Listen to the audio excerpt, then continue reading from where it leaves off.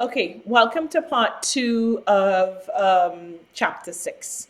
So, we were talking about business markets, and I was telling you that business markets look very different to consumer markets, regular consumer markets. They tend to have smaller number of consumers, but these consumers will buy in larger quantities, right? And then sometimes these consumers can be geographically concentrated depending on the nature of the industry they're working from. To derive for a lot of B2B purchases come out of a demand for B2C purchases. So cabinets come out of a demand for houses, etc., etc. And I also mentioned that there are more people involved in the decision making process. And the process is more complicated, it's more formalized, and there's a lot of back and forth. We also talked about the difference between a straight rebuy and a modified rebuy. The modified rebuy is when I'm changing just a little bit what it is that I have purchased in the past. And then there's a new task, which is a first time purchase. So imagine that you're doing something for the first time. So for the first time, our IT department had to buy headsets for faculty when we were transitioning into a purely online environment. We bought a number of different types of software packages. We bought Zoom, we bought Camtasia. So that would all be first time purchases, which are very, very different, right? And so sometimes what companies will do, supplier, that's the supplier company, when they are trying to sell a product, they do what we call system selling. And in system selling, essentially, I am selling you a pre put together package, a pre-packaged kind of solution. I'll give you an example. So I used to work at the Florida Chamber of Commerce, and at the Florida Chamber of Commerce, they needed a software to help them navigate and access all of their members. And so the software package, something similar to what we use in Banner in the registrar's office, where that's where they have all the students and they access information. So this software package, they would look up members, and then it would say how long this person was a member for, what their when last they paid their dues, if they were up to date, if they were behind, kinds of activities that the chamber had put on that they were a part of. But the system selling option, the basic option, you could only look up by member number. You couldn't look up by name. You had to buy a customized package in order to do that. So sometimes what will happen is companies will put together this kind of basic package, and then they will sell those. And if you want upgrades, if you want to look up by member name or you want to look up by company name, then you have to do customization, which will cost you a little bit more. So the buying center is going to include a number of individuals who have particular roles. And so you have the user, you have the buyer, you have the influencer, the decider, and the gatekeeper. Now, why is that important? Because your user, obviously, we know who that is. That is the person within the organization that's going to use this particular tool. So in the example of when we were talking about professors using these different types of software, then the professors would be the user. Okay. Our IT department, they would consist of the buyer. Influencers would be anyone that would have influenced. And sometimes a user can be an influencer. So, for example, in this situation, some of us were using Camtasia before. It's a kind of system where you can capture lectures and slice and dice PowerPoints in there. So some people were using it before.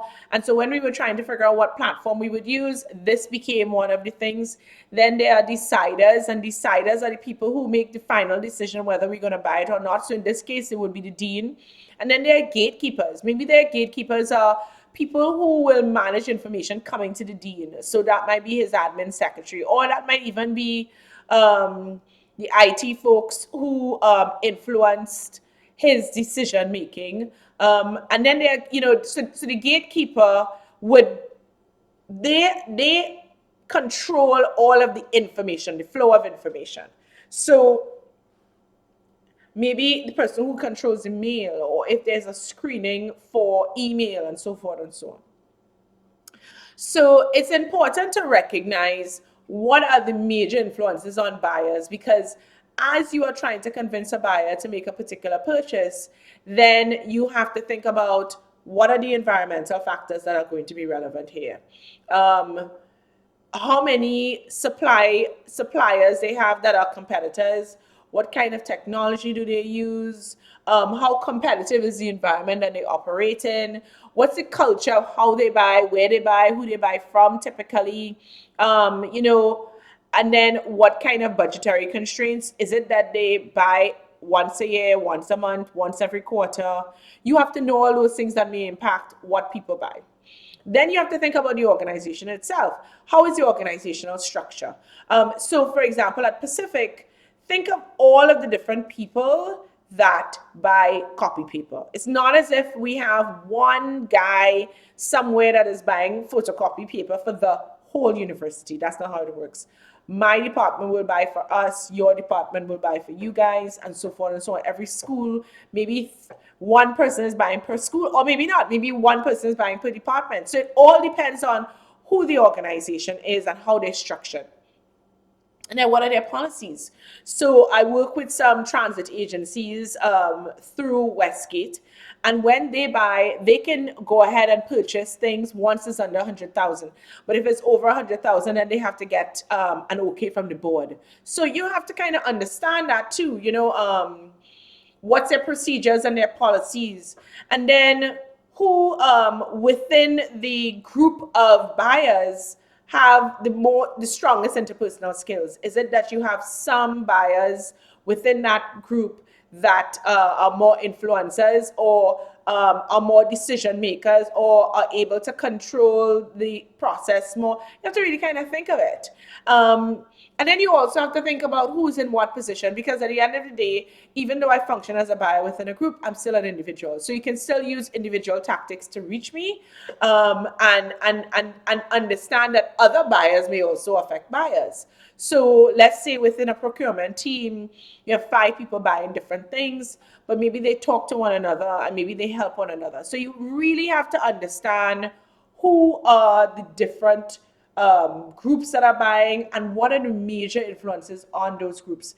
Things like culture, organizational culture. Maybe in an organization, they always look for the best products. Or maybe in an organization, they always look for the cheapest products. Or maybe this organization is all about making sure they have 3 or 5 quotes, and they have to beat on price. You have to think about what's the most persuasive kind of methodology to get you to your endpoint, which is buying behavior. Okay, so let's talk about the stages in the business buying process. So it starts with problem recognition. Within an organization, how do they recognize there is a need? How do they recognize there's a want? Same as a consumer. Maybe it's coming from internal, maybe it's coming from external. But they have to recognize that. Then they go to general need description. They specify what the product is going to look like. They look for suppliers. They they solicit proposals. They select their supplier. They order, and then they review. So we're going to go through, each of those things one by one. Problem recognition. And the problem recognition, as I said before, they figure it out, they have a need, external or internal marketing stimuli. General need description. This is when you formalize that need. You write it down and you say, okay, this is in general terms what we need. We're going to need, we're going to need 10 computers. And we're going to need 10 computers and we're going to need it by X date. And it's very general. But then you go into product specification. For each computer, this is what we need. We need this much RAM. We need this much. We want these types of keyboards, these types of monitors, yada, yada, yada. So you go through specifications.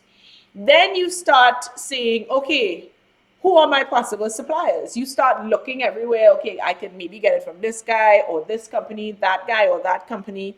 And then you have to be very explicit. So in certain organizations like governments, they have no choice. They cannot make a purchase until they have solicited from a certain amount of buyers. So they have to get proposals back. So they will send out, because they have to be fair. So they will send out requests for proposals, and then people, and when you hear RFPs, that's a request for proposal, and then people will send back end specifications. So you send out a request, you send to Dell, to Apple, to IBM, to Microsoft, all of these folks, to different HP, and you tell them what it is you need, and then they will send back and say, this is how much, based on the specs that you want, this is how much it will cost you.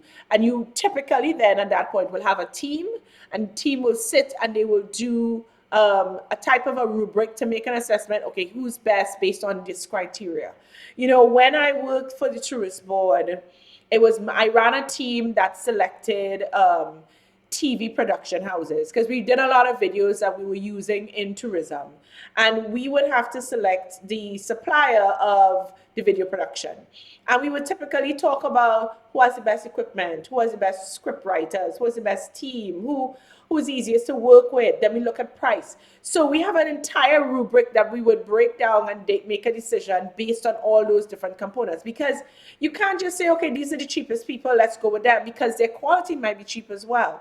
So, a lot goes into that supplier selection. If you're going after a business market, you have to know what are the characteristics that they are going to be deciding on, in order to make sure that you give them the information that matches what it is that they're looking for. And then they make a selection, and then they typically will fall into a routine of what type of product they will buy on a regular. So they will order this if it's a straight rebuy. And now we have a lot of e-procurement, particularly now. Everybody's ordering things from the internet, gone in the days where you have to fax stuff and wait for people to reply. Now, a lot of companies have online procurement options, just like we can buy through the internet. Corporations can buy through the internet, and that makes things a lot simpler. And then you have to know the difference between private buyers, institutional buyers, governmental buyers, because the reality is a school and a prison, they buy very differently from a private organization. They're very specific budgets. They have criteria that they have to meet based on political dimensions. So maybe a school can only buy local fruits, or maybe they have to have a certain balanced diet. They can't just decide that they want to go with this vendor. Maybe there are a set of approved vendors, and so forth and so on.